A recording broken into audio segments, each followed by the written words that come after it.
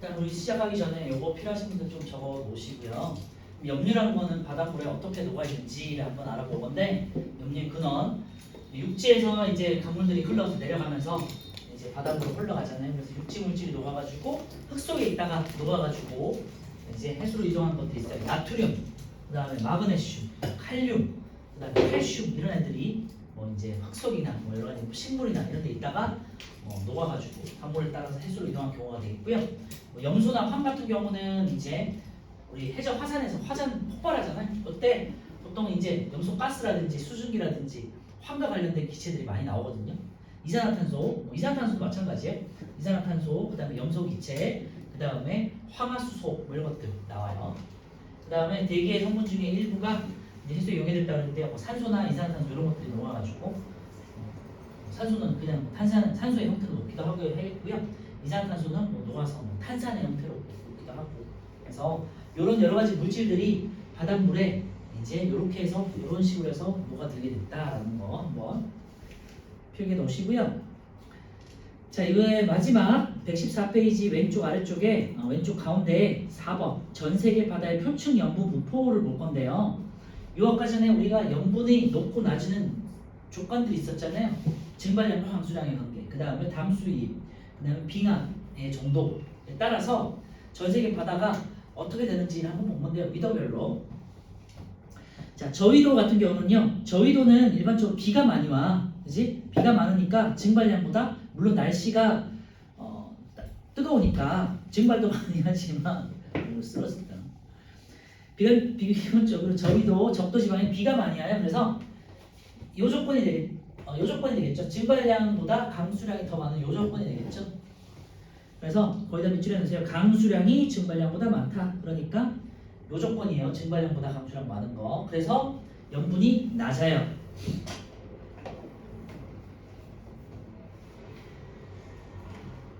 저위도에서 비가 많이 내리는 건요. 이제 저위도 같은 경우는 공기가 가열되면서 공기가 상승을 하잖아. 공기가 상승하면서 구름이 많이 생성되거든요. 그러니까 구름이 생성되면 비가 오게 되고. 그래서 그런 건데 그런 거는 나중에 이제 3학년 때 배우도록 하고요. 이제 그럼 저위도 같은 경우는 증발량보다 강수량이 많기 때문에 염분이 낮다. 중위도 같은 경우는요. 비는 뭐 그냥 적당하게 오는데 증발이 많아요. 증발이 많고 그 다음에 바람이 많이 불어. 바람이 많이 부니까 증발이 많이 되겠죠. 그래서 중위도 같은 경우는요. 이제 염분에다가 동그라미 쳐놓으세요. 중위도만 염분이 높기 때문에 거기다가 동그라미 쳐놓고요. 그 이유는 건조한 기후, 그 다음에 바람이 많이 불기 때문에 증발량이 강수량보다 많다. 이번에는 요 조건이 되겠죠. 증발량이 강수량보다 많은 조건. 그래서 저위도 옆에는 요걸 써놓으시고요. 증발량보다 강수량이 많은 거 제가 써야겠네요. 저위도는 증발량보다 강수량이 높죠. 그래서 염분이 낮고요. 그 다음에 중위도 지역 같은 경우는 기온도 따뜻하고 그 다음에 바람이 많이 불어. 그러니까 반대로 증발이 더 많겠죠. 그래서 염분이 높다. 이거 좀 적어주세요. 증발량과 강수량의 관계. 그 다음에 고위도 지역 같은 경우는요. 고위도는 빙하가 있는 지역이잖아요. 빙하 때문에 빙하가 결빙하면은 뭐 당연히 적어지겠지만요. 일반적으로 이제 최근에는 빙하가 녹고 있잖아요. 그래서 빙하가 녹겠지. 빙하가 녹는다. 해빙 조건이죠. 해빙되면 물이 많아지는 조건이니까 염분이 낮아지겠죠. 그래서 요거는 뭐 책에도 있으니까 빙하가 녹는다. 해빙이고요. 그 다음에 기본적으로 기온이 낮은 지역이기 때문에 증발도 적어요. 그래서 증발도 적고 그 다음에 해빙되기 때문에 염분이 낮다. 물이 많은 조건이라서 아시겠죠?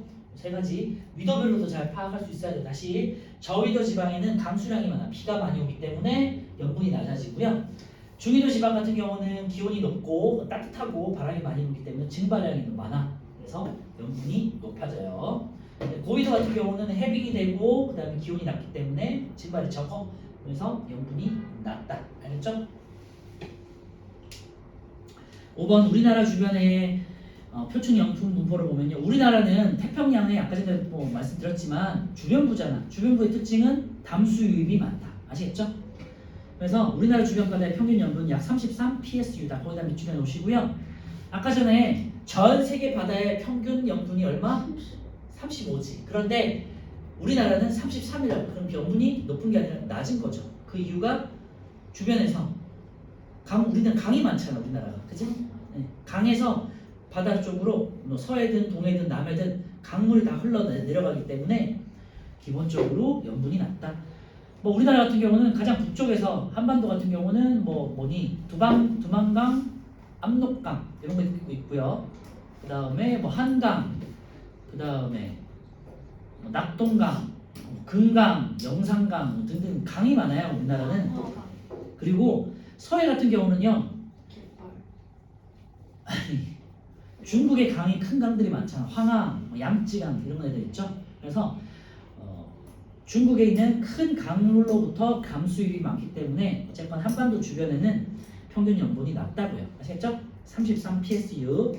자 그리고 강수량이 많은 여름철이 당연히 여름철은 비가 많이 오니까 담수율도 많고 예, 지금 강수량도 많으니까 여름이 겨울보다는 염분이 낮겠죠? 네. 그러면 이 염류가 가장 높은 곳이 어디예요? 그거 한번 찾아보세요. 여기 이제 오른쪽에 그림에서 가장 빨간 거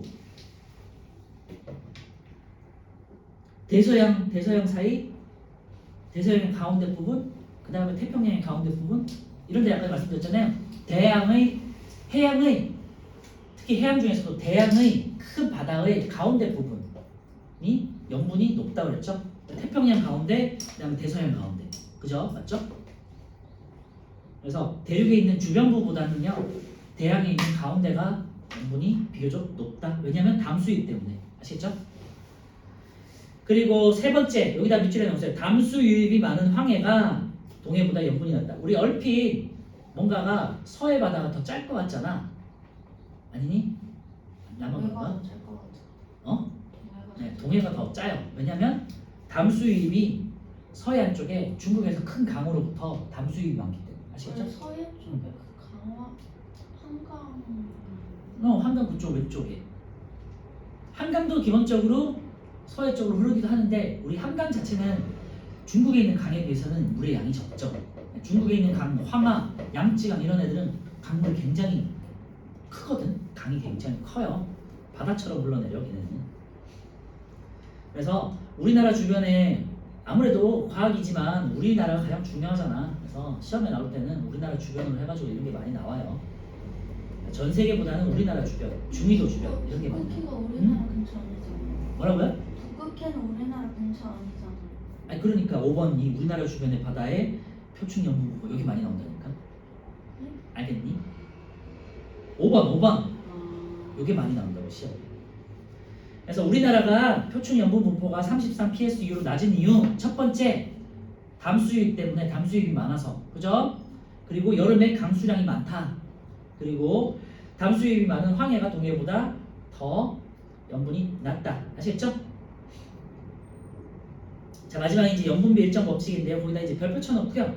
내용 자체는 그렇게 뭐 어려운 내용은 아닌데 생각보다 이게 굉장히 중요해요.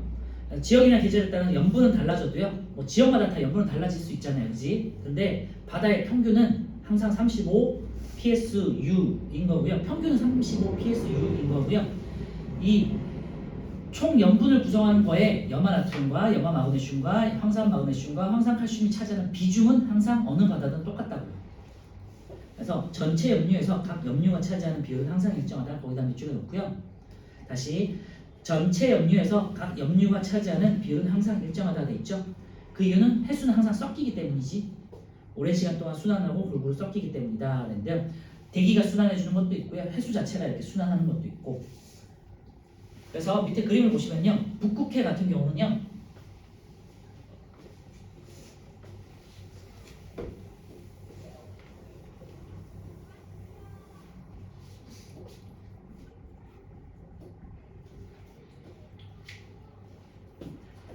북극해 그 다음에 북극해는 고위도가 되겠죠. 그리고 우리나라는 동해가 되겠고요. 중위도가 되겠고 고위동, 여기는 중위동. 그 다음에 이제 홍해.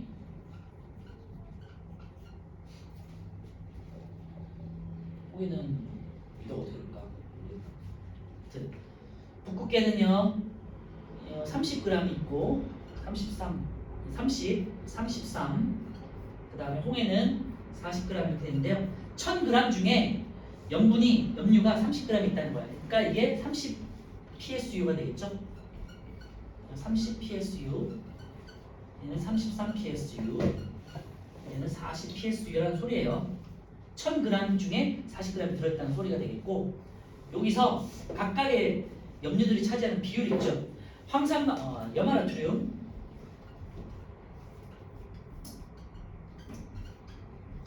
23이 있어요. 30 중에 총 염류 30 중에 염화나트륨이 23이 있어. 동해에서는요 33 중에 염화나트륨이 25.6 있어. 26 있다고 치자. 그 다음에 홍해에서는요 40g 중에 염화나트륨이 31이 있어요. 그래서 30 중에 염화나트륨 23이 차지하는 비율, 33 중에 염화나트륨이 차지하는 비율 26, 그 다음에 40 중에 염화나트륨 31이 차지하는 비율이 다 퍼센티지가 거의 일정하다고요. 몇 프로 정도니? 78%? 오케이? 이게 염분비 일정 법칙이 되어 있고요. 당연히 염화나트륨뿐만 아니라 염화 마그네슘은 각각의 비율, 그 다음에 황산 마그네슘 각각의 비율이 동일하다고. 아시겠죠? 그 이유는 해수가 순환하면서 서로 섞이기 때문에. 됐지? 그래서 이렇게 염분은 각각의 해역마다 다르지만 이 염분에서 차지하는 염류의 비율은 항상 일정하다. 이게 염분비 일정 법칙이 되겠고요. 개념 자체는 그렇게 어렵지 않지. 계산 문제예요. 비례 문제. 예를 들면은 북극해가 30 PSU고 그 다음에 염화나트륨 23이야. 그러면 동해에는 33 PSU가 있어. 그러면은 염화나트륨이 차지하는 비중은 얼마일까? 이렇게 숫자죠. 비례식 분모죠. 아시겠죠? 그래서 그렇게 어려운 수학은 아니지만 계산 문제가 나온다. 선생님, 네? 수학 싫은데 과학에서도 수학을 해야 돼요? 그럼요. 수학하고 과학은 더 관계가 있죠. 너무 싫다. 그래서 중등 과학이 어려운 이유는 중등 수학을 잘해야 되기 때문이야. 전 못하겠네요. 수학 못하니? 네. 근데 과학 잘하잖아. 아닌데. 아니. 제가 그거 과학을 잘하는 이유는 집계를 써서. 자, 오른쪽에 9번 한번 9번 10번 한번 풀어보세요. 방금 요걸 바탕으로. 오늘 시험은 없는 대신에 이따가 이거 프린트는 드릴 거예요. 답지하고 다 드릴 테니까 집에서 한번 꼭 풀어보세요. 아시겠죠?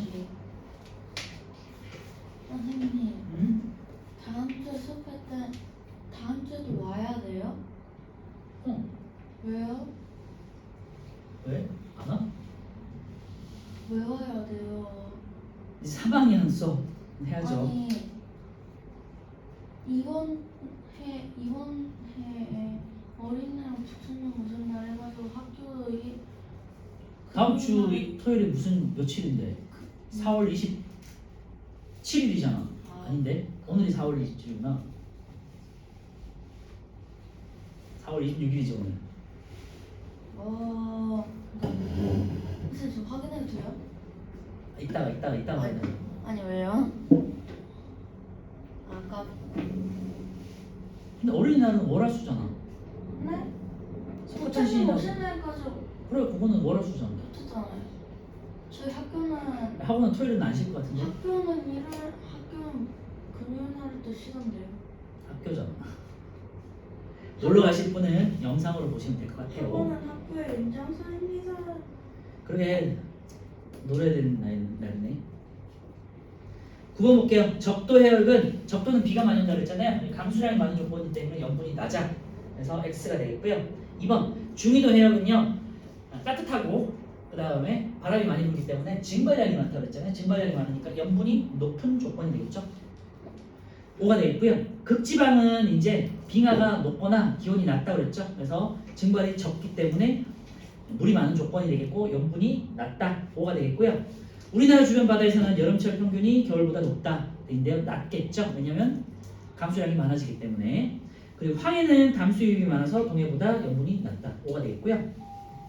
10번 PSU가 30인치 해수의 염류 A와 B가 7대1이래요. 그러면 45 PSU라도 염류 A와 B는 7대1이라고 해요. 알겠죠? 그래서 염분비가 그냥 일정하다. 7대1로 그렇게 어려운 내용은 아닌데 계산하다 보면 좀 헷갈릴 수 있으니까 그것만 참고해 주세요. 어려운. 자, 넘겨 주시고요.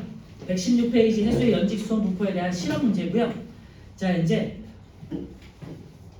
온도계 위치를 한번 보시면요. 낮은 곳부터 높은 곳까지 위로 쭉 올렸고요. 이제 깊이에 따른 수온을 측정하기 위해서 온도계를 하나, 둘, 셋, 넷, 5개를 측정해서 깊이에 따라 다르게 측정했고요. 그리고 위쪽에는 태양인 적외선 등을 켜요. 그 다음에 여러분 이제 손선풍기로 휴대용 선풍기로 이렇게 바람으로 일으키는 거야. 이게 이제 혼합층을 만드는 게 되겠죠. 그래서 1번부터 깊이 1, 3, 5, 7, 9 이렇게 깊이가 되겠고요. 수온을 보시면요. 그래서 오른쪽에 보시면 가열 전에는 26도로 일정하다가 가열한 후에는 이제 29도 이상으로 쭉 올라갔다가 선풍기를 켜니까 28도에서 29도 사이에 혼합층이 생긴 거 보이시죠? 그렇지? 이렇게 이제 된다는 거고요. 밑에 이제 보시면 적외선 등으로 가열하면 표면의 수온이 높아지고 깊이가 깊어질수록 수온이 낮아지더라. 그래서 두 개 층이 형성됐는데 밑에다가 이제 입출할게요. 선풍기로 바람을 일으켜 그럼 혼합층이 형성되겠죠. 선풍기로 바람을 일으키면 수면 부근에 수온이 일정한 층 혼합층이 생긴다. 그래서 세 개 층이 형성되더라 라는 거 밑줄에 놓으시고요. 밑에 정리 1번 적외선 등은 태양을 나타내죠. 휴대용 선풍기는 바람을 나타내지. 자, 2번 적외선 등을 켜기 전에는 깊이에 따른 수온 분포가 일정하다가 적외선 등을 켜니까 이제 수온이 높아지겠죠. 깊이가 깊어질수록 도달하는 에너지가 감소하면서 수온은 낮아지고요. 선풍기를 켜면요. 수면 부근, 표층 부분에 수온이 일정한 구간이 나타나죠. 이게 이제 혼합층이 되겠죠. 혼합층 형성. 밑에 1, 2번 한번 풀어보세요.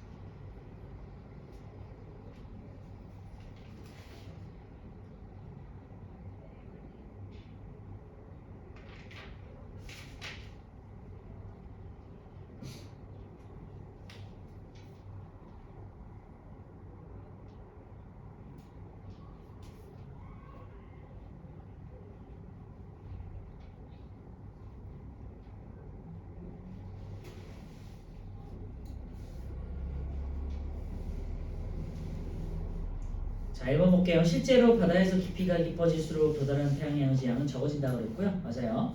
보통 한 150m, 100에서 150m까지만 태양빛이 닿는다고 해요. 적외선 등으로 가열만 했을 때는 수면 부근에 수온이 일정한 층이 생긴다. 근데 가열만 했을 때는 수면 부근에 수온이 일정한 혼합층은 생기지 않죠. X. 선풍기를 켜면요. 물의 혼합작용이 일어나서 혼합층이 생기죠. O가 되겠고요. 선풍기를 켜면 깊이에 따른 수온 분포를 기준으로 2개 층이 아니라 3개 층이 되겠죠. X. 이번에 연직 수온 분포에 영향을 미치는 요인은 태양 에너지와 바람 되겠고요. 117배에 있는 연습 문제 꼭 한번 풀어보시고요. 연습 문제 굉장히 중요하고 아까 전에 말씀드렸지만 이런 식으로 비례식으로 푼다. 참고해주세요. 자, 넘겨주시고요. 118에서 오늘은 우리 119까지 있는 문제만 풀어볼게요. 1번부터 13번까지만 풀어보시고요. 이제 집에서 그 다음에 집에서는요 한번 이제 14번부터 쭉 한번 풀어보시고 그 다음에 제가 드리는 프린터까지도 한번 꼭 풀어보세요. 12번까지 13번까지만 풀고 그 다음에 뒤에 이제 해류 조금만 더 하고 마무리할게요. 딱 10분만 더 할게.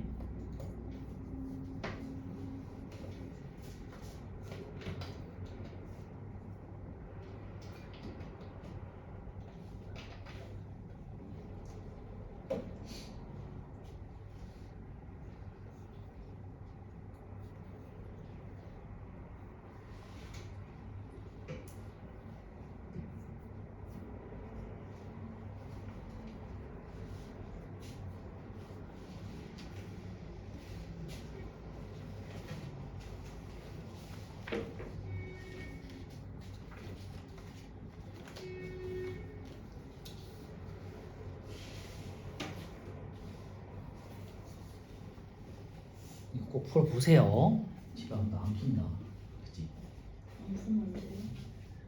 그냥 오래되면 또 안 푸니까 미리 하나 풀어보세요. 꼭.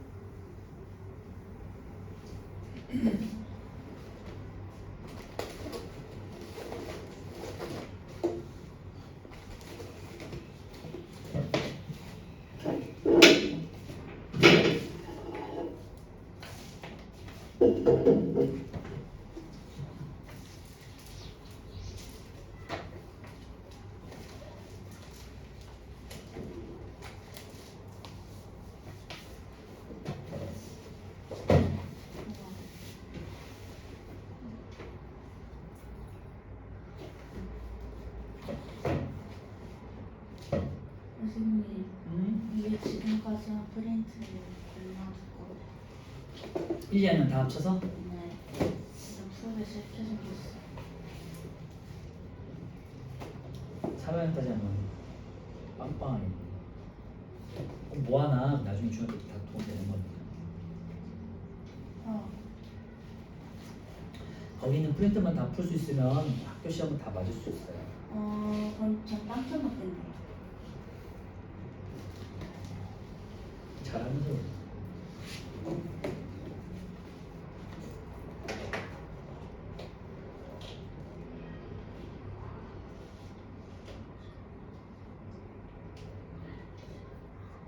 지금은 힘들겠지만 여름방학, 겨울방학 때는 꼭 다시 한번 공부하세요. 아시겠죠? 복습만 하고 세부만 딱 보면 다 맞을 수 있어. 중등 과학은. 제가 영상 올려놓은 거 필요하신 분들은 보시고요. 그리고 다음 주부터는 제가 아까 말씀드렸지만 파동 이제 3일에 걸쳐서 올릴 거예요. 3번에 걸쳐서. 그것도 다시 한번 정리하고요. 파동은 2학년 1학기에 나온 내용인데 책이 없어서 그냥 넘어갔거든요. 그래서 프린트 올려놓을 테니까 그거 보셔도 되고요. 아니면은 뭐 나중에 교재가 나오면 그 교재를 보셔도 되고. 그 이후에 또 직권에 대해서도 저희가 안 한 게 있는데 그것도 한번 올려놓을게요. 나중에.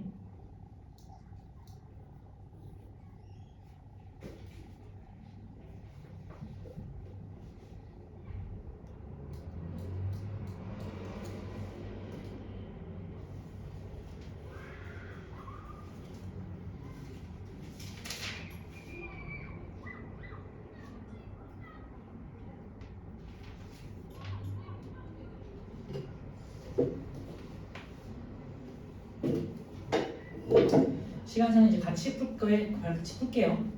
자, 1번요. 해수의 표층 수온 분포가 이와 같이 위도에 따라 다르게 나타나는 가장 큰 영향은 태양 때문이죠. 태양 에너지 때문이야. 저위도 지방에서는 태양 고도가 높기 때문에 태양 에너지 양을 많이 받게 되고요. 고위도 지방에서는 태양 고도가 낮고 비스듬하게 태양을 받으니까 태양 에너지가 낮다 그랬죠. 1번에 3번이고요. 2번 저위도에서 고위도로 갈수록 표층 수온이 낮아지죠. 고위도로 갈수록 태양 에너지는 많이 도달한다는 얘기인데요. 적게 도달하죠. 위도가 같은 지역은 대체로 표층 수온이 비슷한 거를 우리가 위에서도 확인할 수 있겠죠. 기억하고 이거 3번 되겠고요. 해수 연직 수온 분포 3개층으로 나눠지고 혼합층, 수온약층, 심해층으로 나눠진다고 했어요. 1번 맞고요. 2번 해수의 수온은 깊이가 깊어질수록 무조건 낮아지는 건 아니죠. 그지? 그래서 일정한 구간도 있다고 그랬어요. 그래서 3개층으로 나눠지고. 그래서 답은 2번 되겠네요. 해수면 부근은 태양 에너지를 가장 많이 받고 수온이 가장 높죠. 심해층은 연중 수온이 가장 일정하고 가장 낮다. 수온 약층은 깊이에 따라 수온이 급격하게 낮아진 층을 말해요. 3번, 2번이고요. 4번은 A는 혼합층, B는 수온 약층, C는 심해층. 4번은 2번 되겠고요. 5번 A층, 혼합층은 두께가 항상 일정하다 그랬는데요. 아니죠. 항상 일정한 건 아니지, 그지? 뭐 위도에 따라서든 계절에 따라서든 그리고 뭐 그때그때 뭐 바람의 영향에 따라 달라지겠죠. 비층, 수온 약층이고요. 안정하다 그랬잖아. 불안정한 게 아니라 대류가 없다. 비층은 계절에 따른 수온 변화가 거의 없다 돼 있는데요. 이거 뭐 얼핏 맞을 수도 있겠지만 뭐 기억해 보시면 여름 같은 여름이나 아니면은 저위도 지방 같은 경우는 수온 약층이 되게 뚜렷하게 발달한다고 그랬잖아요. 그지? 수온이 더 올라가기 때문에 표층 수온이 더 올라가기 때문에 그래서 정확한 건 아니고요. 5번 답은 4번이고요. 시층, 심해층은요. 연중 수온 항상 낮다. 그지? 항상 낮고 일정하다. 5번에 4번 되겠네요. 6번 심해층에 대한 설명을 옳은 것도 있는데요. 답은 1번이고요. 표층에 비해 수온이 높고 일정하다 그랬는데 낮죠? 그 다음에 태양에너지 영향을 거의 받지 않는다. 이건 맞네요. 니은. 바람의 생에는 영향이 없죠. 바람이 닿지 않는 곳이니까 1000km인데 무슨 바람이니? 6번에 1번. 7번은요. 연직 분포에 대한 실험이 되겠고요. 답은 5번이에요. 해수의 연직 수온 분포에 영향을 주는 요인은 태양에너지와 바람이다. 여기 정확하지, 그지? 8번은요. 우리가 알고 있는 그래프는 딱 4번밖에 없죠. 혼합층에서는 수온이 일정하다가 수온 약층에서 급격하게 떨어지다가 그 다음에 다시 심해층에서 일정한 구간. 8번에 4번. 자, 위도별 이제 표층 수온과 혼합층 뭐 여러 가지 구분이 돼 있는데요. 수온 분포에 대한 구분인데 A는 저위도가 되겠죠. B는 중위도가 되겠고요. C는 고위도가 되겠지. 다시 말씀드리지만 중위도 지역에 바람이 많이 불기 때문에 혼합층이 잘 발달한다. 두껍게 발달한다 그랬죠. 그래서 1번 C 해역. 근데 C는 고위도 지역이 되겠고요. 위도가 가장 낮은 위도가 가장 높은 지역이죠. 고위도. A 해역. A는 저위도가 되겠고요. 표층 수온이 높은 바닥은 뜨겁기 때문이죠. 태양 에너지를 직접적으로 많이 받기 때문에. 3번 바람이 가장 강한 해역은 중위도 B가 되겠고요.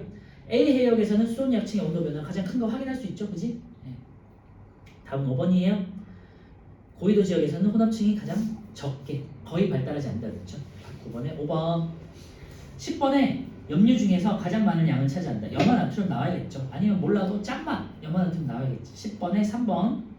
11번에 해수 1kg에 포함된 염류가 되겠고요. A는 염화나트륨 가장 많은 염화나트륨 되겠고요. B는 황산 마그네슘인데 염화 마그네슘 되겠죠. A는 염화나트륨, B는 염화 마그네슘. 그래서 답은 4번이고요. 해수 100g을 증발시키면 염류 3.5g. 우리가 1kg당 35g이 되잖아. 그지?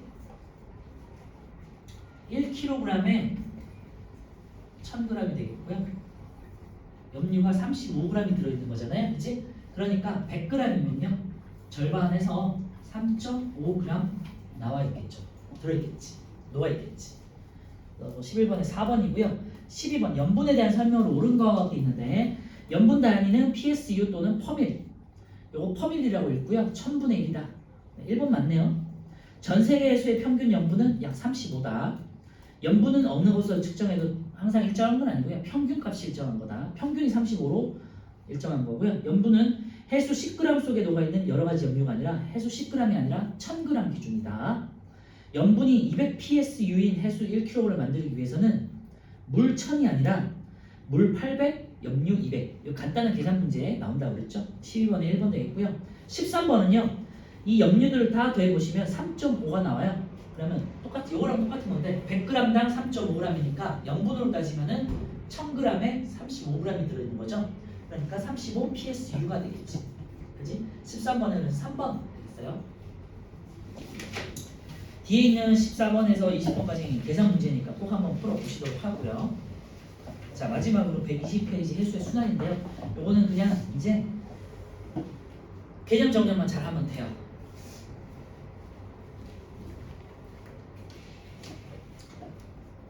30초만 쉬었다가 네, 지금 몇 분이에요?